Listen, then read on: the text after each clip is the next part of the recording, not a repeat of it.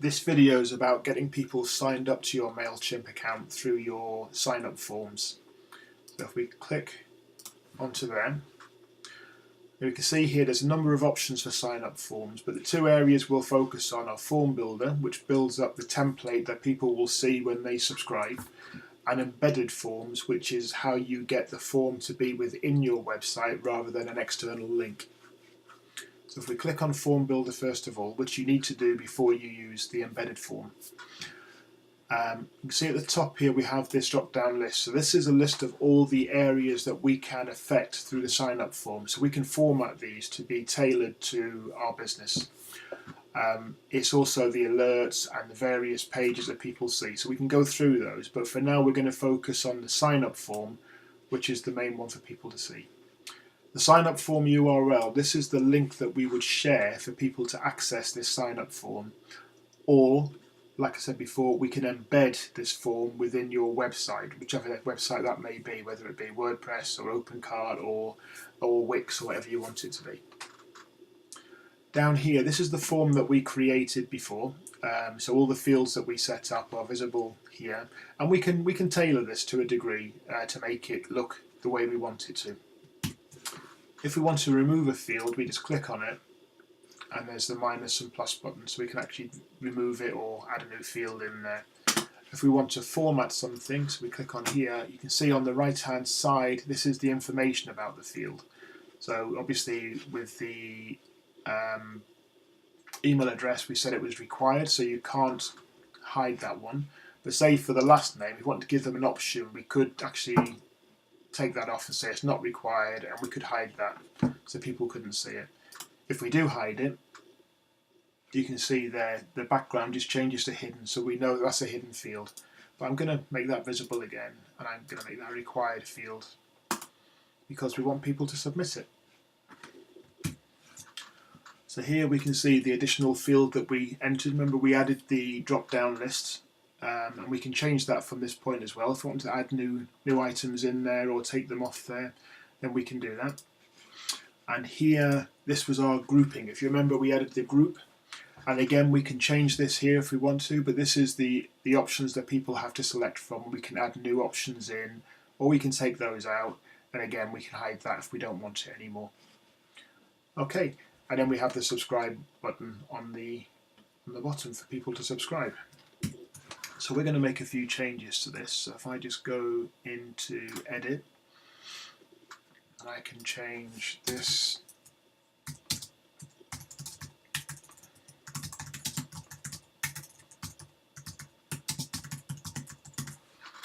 and we could put a logo in there. So if I want to put something in there, we could go up here and go to image, and I can upload a file. I'm not going to do that for now. Well, actually I will do it quickly. So here's one I made earlier. So I've just imported my logo. I've just set the width and height that I want it to display on the form, and I'm going to make it a link to my website. So if anyone clicks on it from the email, they'll go straight to my website in a new window, and then we'll save that. And you can see that that's appeared above my title, so I can save that. And straight away you can see, it may not look right, you can format that. I'm not going to worry too much for the purpose of this video, but you can make that look the way you want it to. If you want to add a message at the top, you can put something in there. I'll go into my MailChimp.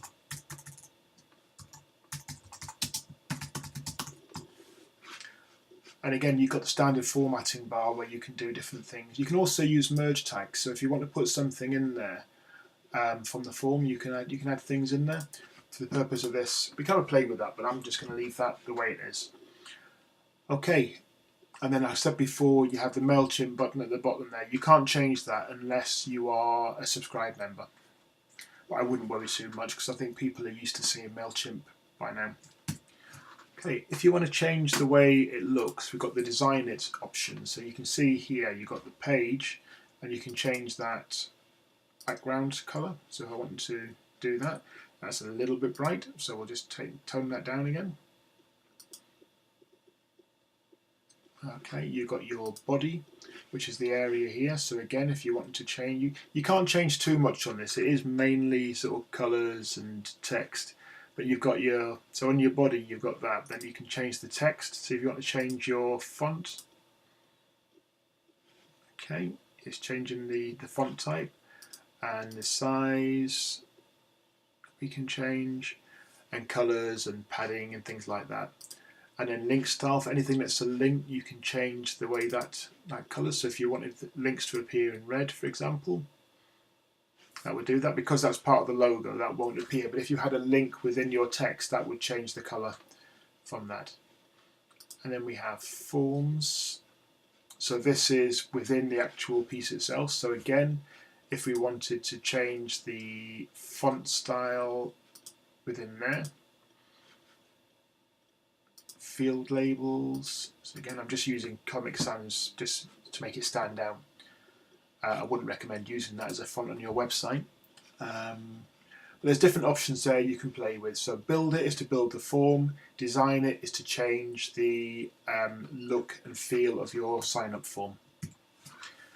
Translate it is probably something you won't use, but if your site is multilingual for any reason, or you're reaching out to people overseas, you can use this as an auto-translate option.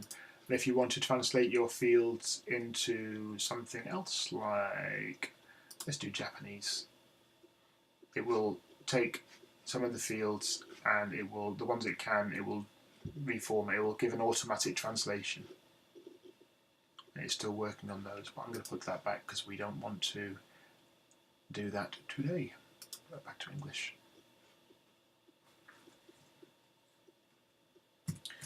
Okay, so let's go back to our build it options. So we have our form now. We have all of our fields set up. This is what people will see. Now I mentioned before, you don't need to save this. It is saved automatically, good or bad. I mentioned before the URL. So if I take that URL and I just put that into a new tab, okay, you will see a live subscribe form. This is what your customers will see if you give them the link, which will enable them to subscribe to your MailChimp list. And this link can be set up as part of a button on your website, or it could be given out on your Facebook social media, or just emailed out to people asking them to subscribe to your list. Whatever you wanted to do. The other way we mentioned was about embedding the form within your website. So if we go back to our form and go back to our sign up forms, okay, this time we're going to select embedded forms. Okay, so here we can see our form that we did before. Now we can take our form title off, okay, or we can change that.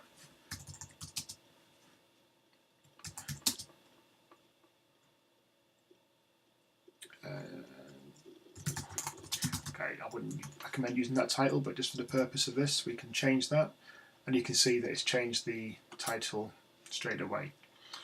Okay, so there's some options here. So it's show interest group field, show required. I would just go with the defaults here, to be honest. If you want to change the width of the form, you can do so here, but I would tend to leave it to go with an automatic width so that it formats based on the size of the screen. And I'll ignore the options. Monkey rewards is earning points. Again, it's not something I use, so you can look that up if you want to, but you can include monkey rewards links. So here we have the code. Okay, yep, this is what I work with every day.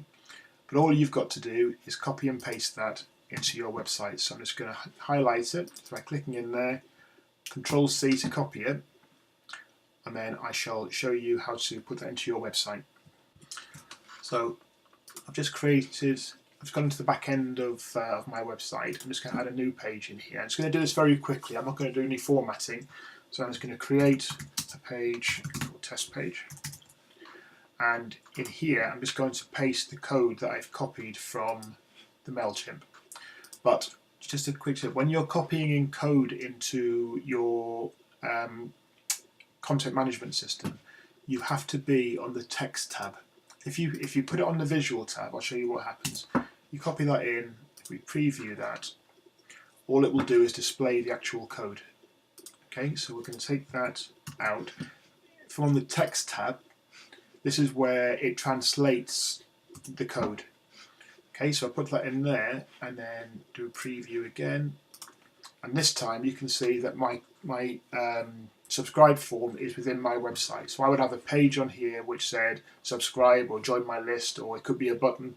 It would take you to this page, and this is what they would see. And this is what you formatted or created within your MailChimp.